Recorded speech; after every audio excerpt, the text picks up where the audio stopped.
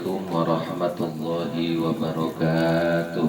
Waalaikumsalam warahmatullahi wabarakatuh. Alhamdulillahilladzi khalaqal mauta wal hayata liyabluwakum ayyukum ahsanu amala. Wassalatu wassalamu ala sayyidina Muhammadin sallallahu alaihi wasallam khairil mala wa ala alihi wa sahbihi ahli sidqi wal wafa. Rabbi shrah li sadri wa yassir li amri wa hlul 'uqdatam min lisani yafqahu qawli. Amma ba'du. Faqala Allah ta'ala fil Qur'anil Karim, a'udzu billahi minasy syaithanir rajim. Bismillahirrahmanirrahim. Wa dzakir fa inna dzikra tanfa'ul mu'minin. Al-ayat. Wa qala nabiyyuna Muhammadun sallallahu alaihi wasallam, al-qabru rawdatun min riyadil jinan aw hufratun min hufarin niran. Al-hadis. Sadaqallahul azim wa balagha rasuluhun nabiyyul habibul karim wa nahnu ala dhalika minasyahidin wa syakirin walhamdulillahi rabbil alamin. Al-mukarramun wal muhtaramun, para alimil ulama, para asatid, wabil khusus guru kita Al-Mukarram Sayyid Al-Habib Hasan Al-Kaf, yang baik insyaallah dimuliakan Allah subhanahu wa ta'ala, yang saya hormati dan saya muliakan sahibul musibah sekeluarga, juga para kesepuhan, tokoh masyarakat, tokoh agama, Bapak RT, Bapak RW, dan yang lain-lainnya yang saya tidak bisa sebutkan satu persatu, namun tidak mengurangi rasa ta'zim dan hormat saya yang saya muliakan, baik insyaallah dimuliakan Allah subhanahu wa ta'ala. Hadirin jamaah yang dimuliakan Allah subhanahu wa ta'ala, puji syukur kita panjatkan kehadirat Allah subhanahu wa ta'ala, bahwasanya pada malam hari ini alhamdulillah kita masih diberikan kesempatan oleh Allah subhanahu wa ta'ala untuk melaksanakan salah satu rutinitas kita, yaitu pengajian, yang mana alhamdulillah pengajian ini kita alihkan sementara ke tempat sahibul musibah. Dan juga alhamdulillah pada malam hari ini kita semua diberikan hidayah dan taufik oleh Allah, sehingga kita semua bisa hadir kumpul di tempat sahibul musibah dalam rangka sama-sama mendoakan almarhum yang telah meninggalkan kita, almarhum Bapak Mulyono bin Sumadigalu, yang alhamdulillah mudah-mudahan beliau ketika meninggalkan alam dunia ini dalam keadaan iman dan Islam, mudah-mudahan diterima amal ibadahnya oleh Allah, diampuni dosa-dosanya oleh Allah, dan mudah-mudahan kuburnya dijadikan raudhatun min riyadil jinan, dan mudah-mudahan keluarga yang ditinggalkan diberikan kesabaran, ketawakalan, dan menjadi ibrah, menjadi peringatan dan juga ladang pahala bagi mereka. Amin ya Allah ya rabbal alamin. Salawat beserta salam mudah-mudahan dilimpahkan terhatur ke baginda pemimpin alam Kangjeng Nabi besar Muhammad sallallahu alaihi wasallam beserta para keluarga, para sahabat, dan juga para tabi'inat batabi'in, dan kita selaku umat insyaallah akan selalu memegang teguh ajaran syariatnya ila yaumil kiamat. Hadirin jamaah yang dimuliakan Allah subhanahu wa ta'ala, bahwasanya namanya kematian adalah salah satu yang datangnya pasti, karena salah satu termasuk min i'tiqadil mughayyabah. Kita harus mengetekadkan salah satu perkara yang gaib. Di antara perkara-perkara yang wajib kita tegakkan adalah adanya kematian. Karena kata Allah subhanahu wa ta'ala, bahwasanya setiap tiap yang mempunyai ruh itu pasti akan merasakan mati. pasti akan merasakan mati. Siapapun dia tanpa terkecuali.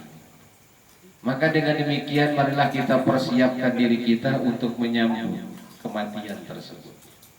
Bukan berarti kita sangat berani menghadapi kematian, tidak. Bukan berarti kita takut menghadapi kematian, tidak. Karena kematian itu datangnya pasti, dan pasti datangnya, maka kita harus persiapan 24 jam untuk mempersiapkan datangnya kematian.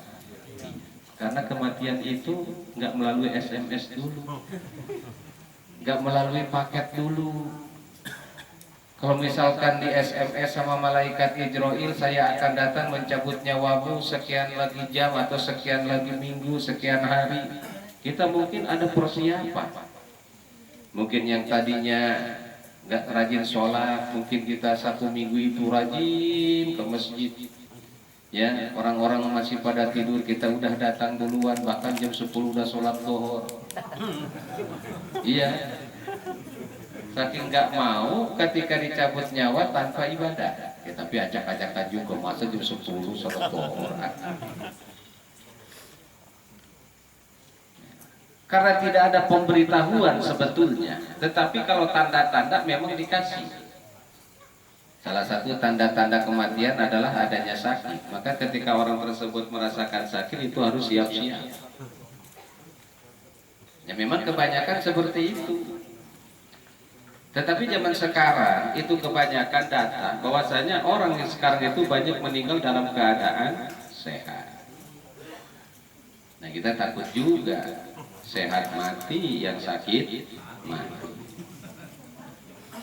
Tapi apapun itu, dalam keadaan apapun, kita berharap dan memohon kepada Allah Subhanahu wa Ta'ala, ketika datang kematian itu kita telah siap mempersiapkan bekal-bekal untuk kematian, dan mudah-mudahan matinya kita dimatikan dalam keadaan husnul khotimah, mati mengucapkan kalimat la ilaha illallah, bukan mati dalam keadaan maksiat, naudzubillah.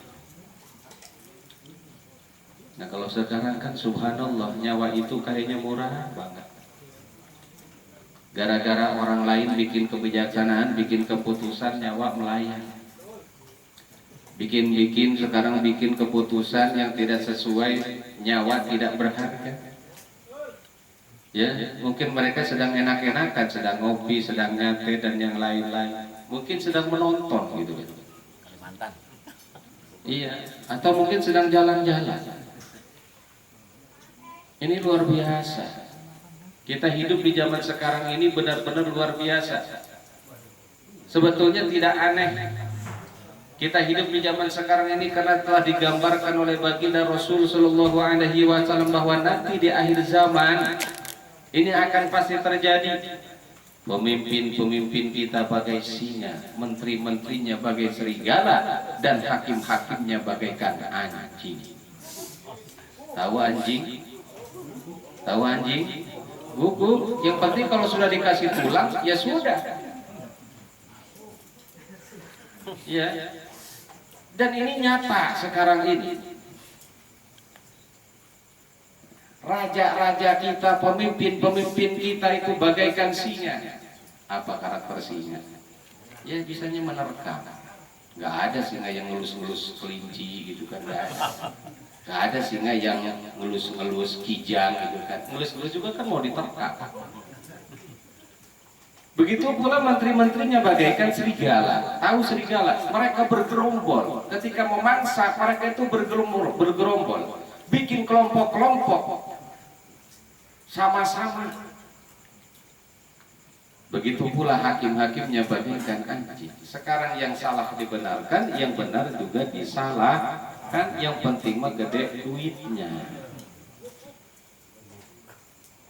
Inna lillahi wa inna ilaihi raji'un.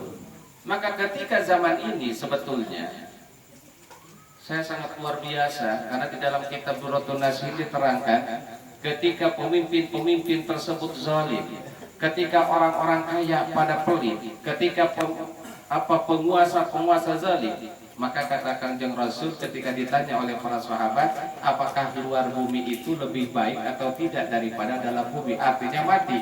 Kata Kanjeng Nabi, dalam kubur, dalam tanah itu lebih baik bagi kalian ketika mengalami keadaan seperti itu.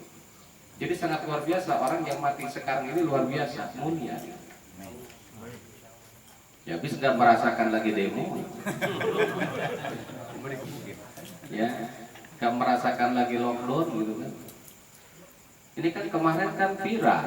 Ya, waktu hari Minggu pengajian Abuya guru kita didatangi orang gila, stres. Gara-gara ditanya apa? Gara-garanya. Kata istrinya gara-gara di PHK, gara-gara lockdown. Naudzubillah summa naudzubillah. Masa sih wakil kita mengkhianati kita? Seharusnya kan dia melayani kita. DPR kan Dewan Perwakilan Rakyat. Kalau sekarang terbalik, wakil rakyat pakai mercy, rakyat jalan. Wakil rakyat makan sate, rakyat makan tempe. Iya, kalau wakil rakyat pakai makannya dengan sate, kita cuma pakai tempe. Itu pun udah mahal, kecil banget sekarang tempe sekarang. Karena mungkin gara-gara lockdown kali ya. Iya, gara-gara lockdown tempe tahu itu sekarang kecil-kecil banget. Kecil benar.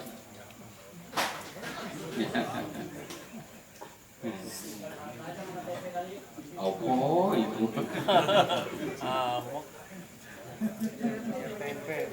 Ya, wakil rakyat bikin utang, yang suruh bayar siapa? Rakyat. Ya, wakil rakyat utang mulu bisanya, yang suruh bayar rakyat. Ya terutama karyawan yang suruh bayar. Habis jaminan kesehatan nggak ada, BPJS harus punya, bayar terus-terusan.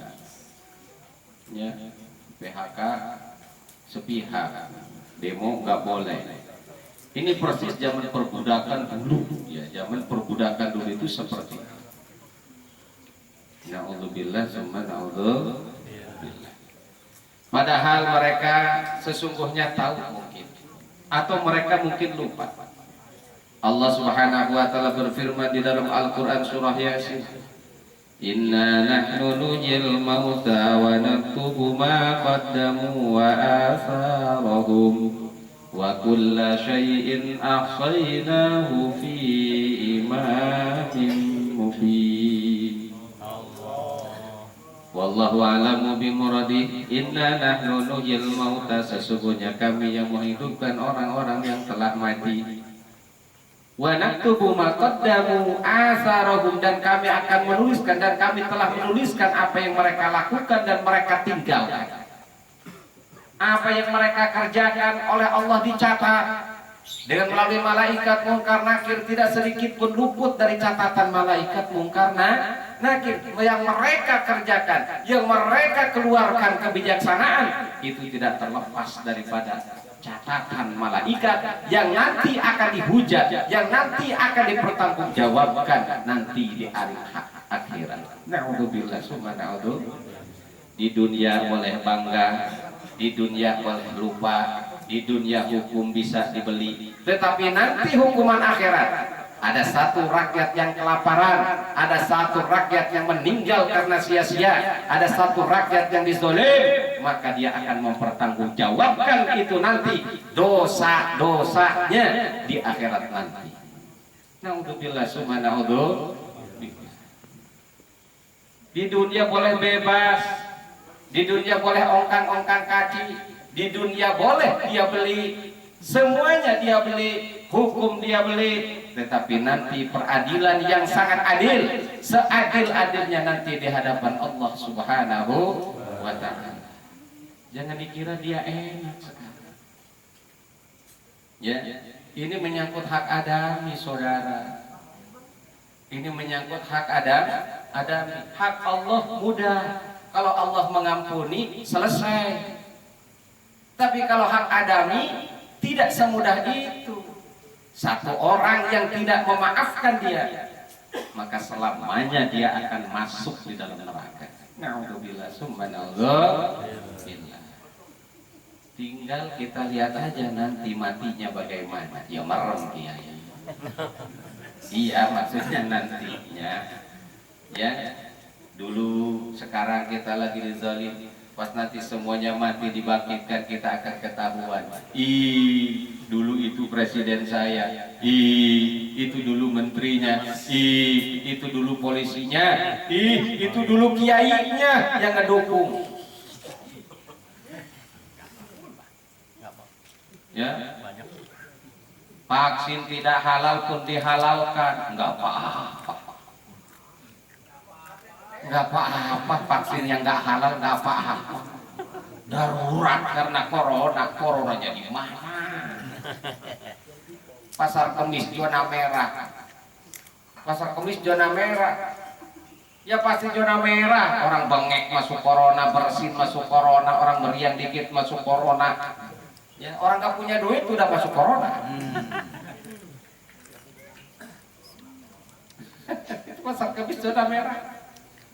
Padahal kalau saya itu cek ya ke teman-teman di Pangadegan, ya nggak ada yang kena corona. Sukamantri nggak ada yang kena corona. Sindang Jaya nggak ada yang corona. Rajet nggak ada yang kena corona, nggak ada. Yang ada itu corona kelompok Rondo Merana pasti ada. Banyak.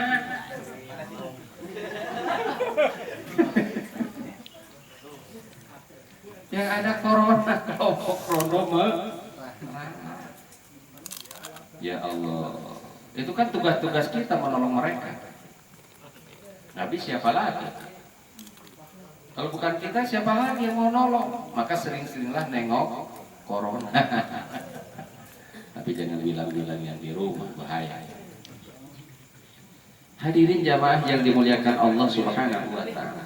Ternyata apapun yang kita lakukan itu tidak terlepas daripada catatan malaikat yang diperintah oleh Allah Subhanahu wa taala, yang nanti akan dipertanggungjawabkan di hadapan Allah. Apapun itu yang kita lakukan, ibadah dicatat oleh Allah, permaksiatan dicatat oleh Allah, penzaliman dicatat oleh Allah, nanti buat saksi di peradilan Allah Subhanahu wa ta'ala. Yang mana harta benda tidak berguna, yang mana duit emas dan pangkat tidak berguna, sebab nanti di sana nggak ada yang mau duit, nggak ada yang mau disuap. Malaikat mau disuap. Kalau peradilan dunia banyak sekali. Maaf, harta kekayaan kalau kita hitung-hitung, kalau kita ngandelin gaji nih, maaf sekali. Jauh. Gaji hakim berapa duit, gaji jaksa berapa duit. Nah, ya mendingan Pak Bos. Beneran lah. Kerjanya cuman itu aja, laptop aja gitu. Dia mah nggak pernah pegang gergaji, pegang apa, cuma laptop aja gitu. Ya, Masya Allah. Hadirin jamaah yang dimuliakan Allah. Maka dengan demikian, karena ini kematian datangnya pasti, maka kita harus siap-siap untuk mempersiapkan kematian. Karena kalau sudah masuk kubur, subhanallah, kubur itu nggak ngerti siapa kita, nggak ngerti. Kalau sudah masuk kuburan itu salah satu makhluk Allah Subhanahu wa ta'ala yang nggak ngerti apa-apa. Artinya apa? Ya begitu-begitu aja. Di dalam kitab Duratul Nasihin diterangkan ketika Sayyidatuna Fatimah Zahra radhiyallahu anha meninggal. Itu yang ngegotong kerandanya itu 4 orang. Sayyidina Aliul Murtado suaminya, Sayyidina Hasan dan Husain anaknya, dan yang keempat adalah Sayyidina Abi Dzar Al-Ghifari. Digotong oleh keempat orang itu. Begitu datang ke kuburan, ke liang lahat, ditaruh dulu sebentar. Kemudian Abu Dzar Al-Ghifari ngomong, "Hei kubur, apakah kamu tahu siapa yang kami antarkan kepadamu ini? Ini adalah Fatimah Zahra, putrinya baginda Rasul. Ini adalah Sayyidatuna Fatimah Zahra, istrinya Aliul Murtada. Ini adalah ibundanya Sayyidina Hasan dan Husain. Gak begitu lama itu kedengeran suara kubur ngejawab. Dan itu terdengar oleh para sahabat yang ngantar jenazah, dan itu terdengar oleh masyarakat yang ikut nguburin Sayyidatuna Fatimah Zahra. Apa kata kubur? Ma ana laisa maudhi'a nasabin wa hasabin. Aku ini bukan tempatnya jabatan, aku ini bukan tempatnya turunan, aku ini adalah tempatnya amalan-amalan soleh. La yanju minni illa man kasura khairuhu wa salima qalbuhu wa khalasa amaluhu. Aku ini bukan tempatnya turunan-turunan. Bisa jadi kalau misalkan dia turunan presiden atau anak pejabat gitu, begitu dia masuk kubur langsung enak di dalam kuburnya. Tidak. Atau mungkin dia karena jabatan, atau mungkin dia anak seorang kiai, misalkan anak seorang ustadz, misalkan begitu masuk ke dalam kubur, dia enak di dalam kuburnya. Tidak. Kubur nggak mengerti itu. Kata kubur, ana maudhi'u amali saleh, aku adalah tempatnya amal soleh. La yanju minni, tidak akan selamat dariku kecuali orang-orang yang banyak amal-amal kebaikannya, kecuali orang-orang yang selamat hatinya, kecuali orang-orang yang ikhlas amal perbuatannya, baru dia selamat di dalam kubur. Ini bisa dibayangkan ini kalau sekarang pejabat-pejabat kita mati, yang habis nakolin mahasiswa, yang habis nembakin karyawan, yang habis nusuk kiai. Ya Allah, ya itu bisa dibayangkan di dalam kuburnya bagaimana, ya Allah. Padahal yang dikemplang, yang ditakol, yang ditembak itu adalah mungkin saudaranya atau anak saudaranya. Dia tidak seperti itu ternyata. Kasih sayangnya sudah hilang. Kenapa? Karena saking cinta terhadap jabatan. Hati kecilnya mungkin dia sayang, tapi karena jabatan, gila jabatan, pecat urusannya. Ya sudah. Main tembak aja. Inna lillahi wa inna ilaihi raji'un. Karena cinta terhadap dunia, termasuk cinta dunia adalah cinta jabatan. Maka kata Kanjeng Nabi mengatakan, ra'su kulli khati'atin hubbud dunya. Biangnya segala kesesatan, kesalahan itu cinta dunia. Karena jabatan. Kalau ditanya, ya saya pun kasihan. Tapi ini tugas apa jabatan? Tugas apa jabatan? Ya kan sanksinya seperti itu. Waktu bulan puasa kemarin, keliling itu babinsa, keliling itu patroli. Cari orang yang sholat, orang sholat dicari. Bukannya nangkap maling, tapi dia ngawasin orang yang sholat. Kan udah kebalik. Orang yang maling di depan bata gak ditangkap, tapi orang yang sholat kenapa ditangkap? Itu kan malu kalau dimasukin penjara. Kenapa malunya? Kalau ditanya sama napi-napi yang lain, hei, kenapa kamu masuk penjara? Karena aku sholat. Kenapa sholat di penjara? Kalau kami keren, ngebunuh, maling, rampok, keren di penjara. Ini orang ngaji, orang sholat di penjara, kira-kira keren apa? Keren apa enggak? Pikirannya di mana itu? Ya, orang-orang yang ngaji gini diawasi karena undang-undang COVID. Tapi kalau dia ngadain konser kemarin di Tegal itu Jawa Tengah, penuh itu lapangan, enggak ditangkap. Innalillahi wa inna ilaihi raji'un. Manggil, joget-joget dangdutan, apa enggak malu? Innalillahi wa inna ilaihi raji'un. Ruwet.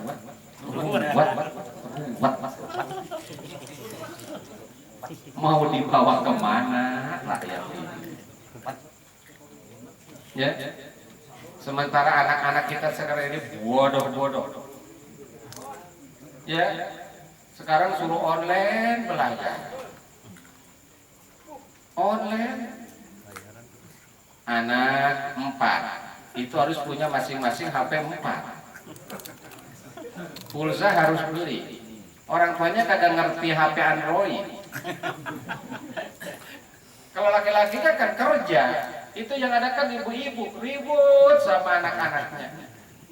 Sampai di Serang itu karena saking keselnya, itu ada yang sampai dibunuh sama ibunya. Itu gara-gara siapa?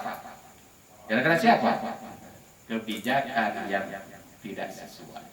Tanggung jawab di akhirat, tanggung jawab di akhirat.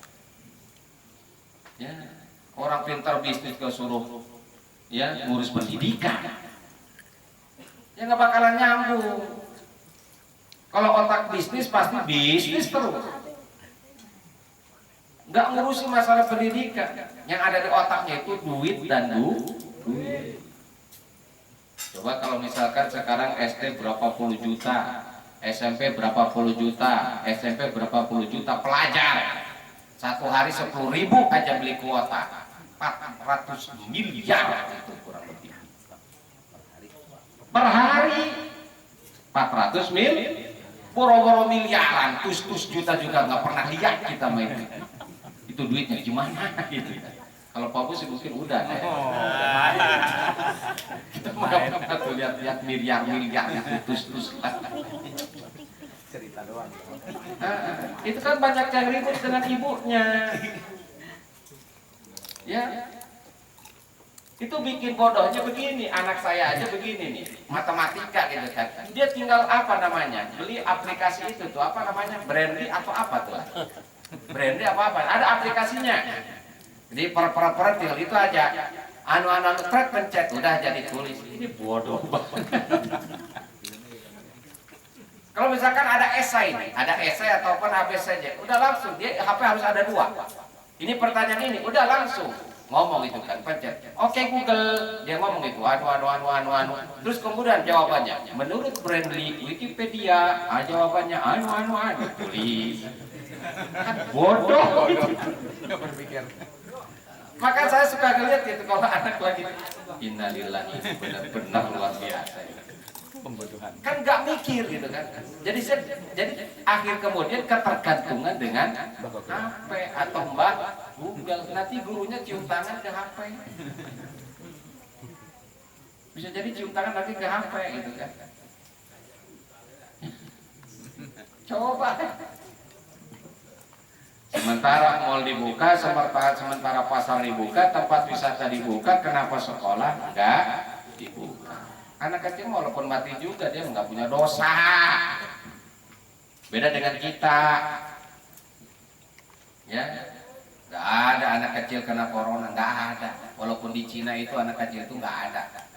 Yang itu kena itu ya kita ini karena udah banyak dosanya kan. Beneran? Kan? Ini Masya Allah, inilah kita hidup di zaman ini ya, zaman seperti itu. Maka mati lebih baik daripada hidup. Tapi jangan bunuh diri ya, jangan. Karena bunuh diri dosa lagi. Aku udah nggak sanggup hidup di Indonesia gitu kan, mending bunuh diri aja. Jangan, nggak boleh. Nanti gara-gara pengen ini besok banyak yang nanti bunuh diri. Jangan. Nah jadi ternyata apapun yang kita lakukan itu dicatat oleh Allah Subhanahu wa Ta'ala yang nanti akan dipertanggungjawabkan. Maka pada waktu itu sahabat yang ikut ngantar, subhanallah pada kaget. Itu kalau seandainya ini dibuktikan, ini zaman sekarang ya, dibuktikan gitu kan, insya Allah mungkin soleh semua yang ngantar jenazah.